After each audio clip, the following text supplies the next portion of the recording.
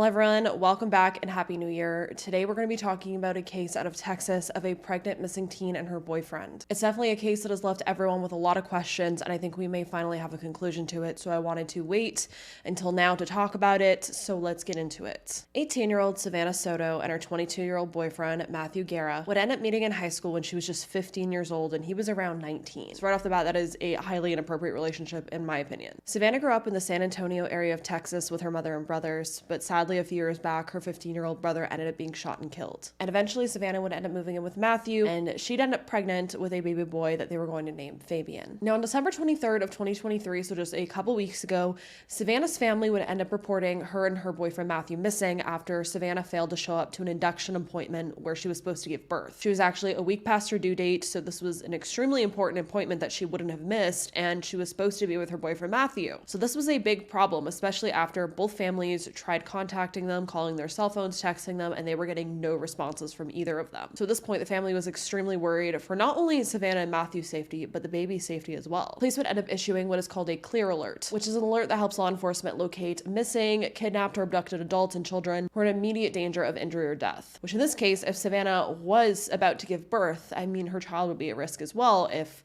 something happened to them. Now, after police began investigating, Savannah's mother, Gloria, ended up posting on Facebook, trying to spread the word to help find her missing daughter and her boyfriend faster. But this ended up turning into both families feuding and a lot more information coming out. Gloria would end up posting, and I quote, "My daughter is missing. She was scheduled to be induced at 6:30 p.m. and never showed up. If you see her, please reach out to me and let me know where you've seen her. I'm worried about her safety. She's with her boyfriend who is no good. Prayers for my baby girl." End quote. Now, Matthew's mother ended up responding to this by posting, and I quote, "If anyone knows my son Matthew, he and his pregnant girlfriend are missing. I know my son and he wouldn't do anything to hurt her. She's due to have her baby and her things were left behind and she packed for the hospital, including her purse. The neighbors say that they heard Savannah screaming for help and the next morning saw them getting into a Cadillac. My son's phone says the caller is unavailable and their car is not at their apartment. As a mother, I know my son and his girlfriend were taken against their will. Just because my son does what he does for money doesn't mean he's an abusive boyfriend. It's envy in those who hate on others who don't need anything that has something to do with my son and his girlfriend missing. Please help. If anyone knows anything, let me and his brothers know. Thank you." End quote. Now, after Gloria seen this, she was extremely mad, and I will say it's warranted because we'll talk about that a little bit later, but there is evidence. But Gloria ended up responding saying, and I quote, "We know what he, Matthew, is capable of doing to her. Have you seen her when she was hospitalized the first time because of your son? Shake my fucking head. Your son is capable of so much worse. He isn't who he claims to be. Something is off and we are worried about her and the baby. I pray to God he didn't do anything to her and all goes away, but for now you act like he's never harmed her, and that is a lie. Stop lying when you don't know." End quote. So that is a lot to take in. And that is because it would turn out that Matthew was actually selling narcotics, and he would use his social media and his phone to set up pickups. And it seems like Matthew wasn't just a small-time weed dealer. He was selling heavier stuff. Again, narcotics. He'd also frequently post pictures of money and drugs on his social media accounts. I've seen a lot of people talk about this stuff, and I don't really care to dive super deep into it. He was selling drugs. And on top of that, Gloria and Savannah's family did have a reason to be upset because not only was Matthew selling narcotics online, he also had a history with law enforcement that dated back to around 2021 at least, when he was arrested for weapon charges. But as you've seen in those Facebook posts, Savannah's family was accusing Matthew of DV, which was warranted. Because as I said, there was evidence. Because in December of 2022, Matthew was actually arrested for assaulting Savannah. He was also then arrested for reckless driving, again, some more weapon charges, and evading arrest. And as the family said, Savannah ended up in the hospital from whatever Matthew did to her. So things were not great, it seemed. Now, I did see Matthew's family saying that Matthew was trying to turn his life around. Maybe once Savannah got pregnant, he decided he wanted to better himself. I don't know, but it still seems up until the day that they went missing, he was still selling drugs online. Either way, it just seemed like a very terrible situation. You add a baby to the mix and it's even worse, in my opinion. But both Matthew, Savannah, and their baby now were all missing, and drugs were thought to be involved. And Matthew was living a very high-risk lifestyle. So I really could see why Savannah's family would be worried. But it would only be a few days later that answers would come. On December 26th, Savannah's family would end up being contacted by a resident of an apartment complex at 5903 Danny K Drive, where they ended up being told that there was a vehicle that matched the description of Matthew's vehicle that was parked in that parking lot. So the family ended up contacting the police, and they all showed up at this parking lot trying to find answers. But this wouldn't be happy news, unfortunately. 2 bodies ended up being located inside of the vehicle. A pregnant female who was sitting in the front seat, and a male was located in the back seat. Police believe that the two bodies had been there for around 3 to 4 days at this point, and they were waiting on the medical examiner to confirm the identities, which eventually they would announce that the bodies were of Savannah, her unborn child, and Matthew. Well, police ended up waiting for a search warrant to search the vehicle. They ended up speaking to Savannah and Matthew's families who were on the scene. And this is when even more information began to come out about the dealings that Matthew did. Not only was Matthew pretty open on his social media about his lifestyle, but it would also come out that there were quite a few people that wanted to rob him and that he'd actually been shot at before. Once police were able to search the vehicle, shell casings ended up being located, but a gun was not found. There was also blood located on the outside of the vehicle that was consistent with Matthew not hurting Savannah, meaning that someone else did this to them. Because at first it really did seem like this was maybe a DV situation gone bad, a family annihilation, somewhere along those lines. It seemed like it may be going. But once they really pieced everything together, they seen the lifestyle that Matthew was living, it was determined that Matthew didn't do this. It was definitely someone else that did this to them. Matthew ended up being determined to have died from a gunshot wound to the head, and Savannah also died from a gunshot wound to the head. However, due to injuries on Matthew's back, it appeared he had been shot at a different location and then dragged to the vehicle. And it is believed at this point in time that both Savannah and Matthew were killed at a different location, and then the vehicle was driven and parked in that parking lot where it was then found. And that is because surveillance footage ended up being found that showed a view of the parking lot, and this gave police a lot of information. It showed that on December 21st, around 11:59 p.m., a gray Chevy Silverado was driving in the parking lot with its headlights out and ended up parking in the middle of the back parking lot, and Matthew and Savannah's vehicle would then approach this vehicle. A heavyset man would then be seen exiting the Silverado and approached Matthew and Savannah's car, and it would look like this man was speaking to the driver of Matthew and Savannah's car. The heavyset man then got out a towel and began to wipe the areas of the car that he had touched. The driver of Matthew and Savannah's vehicle then stepped out, and it is apparent that this person didn't match the description of either Matthew or Savannah, and then he ended up sitting back inside of the vehicle. The heavyset male then also got back in his Silverado, while the other driver ended up driving Matthew and Savannah's car behind the parking lot where the vehicle would later be discovered. 3 minutes later, the Silverado would end up following their vehicle to that spot in the parking lot as well, and then around 3 minutes later, the Silverado would be seen leaving from behind the building, and it's believed that at this point, Matthew and Savannah were deceased, and they were inside of that car when it was driven to that parking lot. Now, thankfully, due to this surveillance, police ended up being able to track down the vehicle that was seen in the surveillance footage, as well as the two mystery men involved. And these two men ended up being a father and son duo.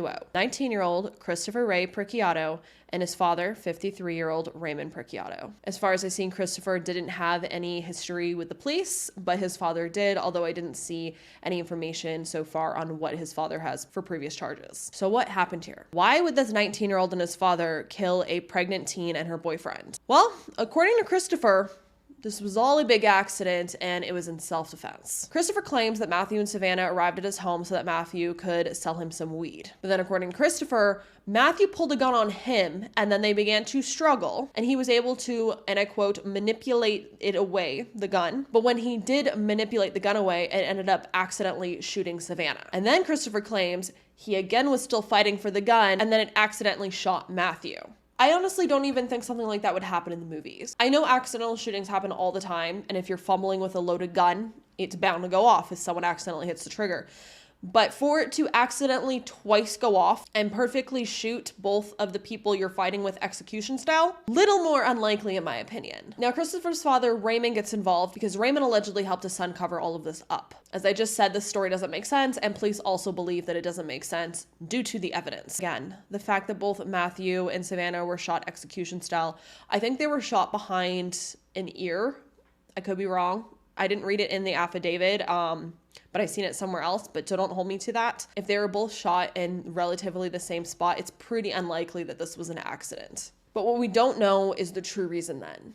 Why would you shoot two people over marijuana? It doesn't make sense to me. There has to be a lot more to the story. Christopher is currently being charged with capital murder and abuse of a corpse, and his father is also facing charges of abuse of a corpse for helping his son move the bodies. And this is just a very sad case overall. Despite the DV, despite all of the things that Matthew was involved in, he was murdered, it seemed, which is extremely unfortunate. It's unfortunate no matter what someone is being involved in. Again, we advocate quite regularly on my channel for people that are addicted, for people that are, sex workers, stuff like that. Matthew was living a very high-risk lifestyle. Whatever his reasonings were, it was a good situation at all, and I don't think Savannah should have been involved in that. And her unborn child should have, been involved in that. It still is unfortunate that Matthew ended up dying as well. And I think everyone can kind of agree on that. But I do feel really bad for Savannah's family because not only has Savannah's mother lost, her 15-year-old son, she's now lost her 18-year-old daughter and her unborn grandson. Again, Matthew's family obviously really love him despite the decisions he was making and everything involved in that. So it's just tragic all around. I do think, though, that Matthew is probably not good for Savannah, considering he was arrested for a DV, it seems like. He was involved in some very dangerous situations, it seems. And I really do wish that Savannah could have seen that and realized she deserved a lot more for herself and her child, and that her life was worth a lot more than whatever they were involved in. And Matthew as well, he is worth more than he was involved in. But more than anything, Fabian deserved more. Fabian deserved more than to not be able to even be born and live his life because of possibly his father's decisions. Now, again, there's a very fine line here because Matthew was murdered, but if it was because of things he was dealing in, that's where, the wires get crossed. And I do think this case is definitely worth talking about, discussing down below. I want to know how you all feel. Drugs are a very prevalent issue in every aspect of society, in every single city, in every single town. You know someone that is either addicted or has been on the other side of things where, they're involved in the dealings and stuff. It can get dangerous. Again, this isn't just a small town weed dealer. There's a big difference between someone that's just selling weed to their friends and someone that's dealing in narcotics and more dangerous, substances like that. That's a big deal. This does seem like it possibly was a drug deal gone wrong. We, again, don't really know because Christopher is blaming it on Matthew and saying that it wasn't his fault. The fact that this 19-year-old not only murdered 2 people, but one of them was 9 months pregnant. She was very visibly pregnant. And he didn't have a care in the world and he still went through with it. That is just downright heartless. And there is something deeply wrong with Christopher, in my opinion. And honestly, I hope Christopher and his father get the fullest extent of the law, considering this is Texas, the death penalty may be involved. But what I want to know is how you all feel. And the sad part about all of this, if this was to do with drugs, that these lives had to be lost, and it's not going to make any difference to stopping the drug problem there or to make any of the individuals feel bad that are involved in this. It's really sad and it's really tragic and it's just such a waste. Even Matthew, I'm sure, had a bright future if he could get away from that and realize that there was more out there than, making bands and posting it on social media. He was about to be a father and he was about to have a child, and maybe he would have turned things around. But unfortunately, this is where we're all left. And what I want to know is how you all feel. I know this case can kind of sway people both ways. It's going to be probably a very polar discussion, but I still want to have it with you all. I think it's very important. Again, as I said, stuff like this happens in every city, every town. I'm sure you may know someone or know someone that knows someone, and it's extremely unfortunate. And this is the other end of things where things go bad and bad things can happen due to getting involved in situations like this. It's not all just money and partying. So as always, if you have any cases that you want me to look into, let me know down below and I will do my best to look into them. As always, I hope you all stay safe out there. My heart goes out to Savannah and Matthew's families. Make sure to lock your windows and doors, and I hope to see you in the next video.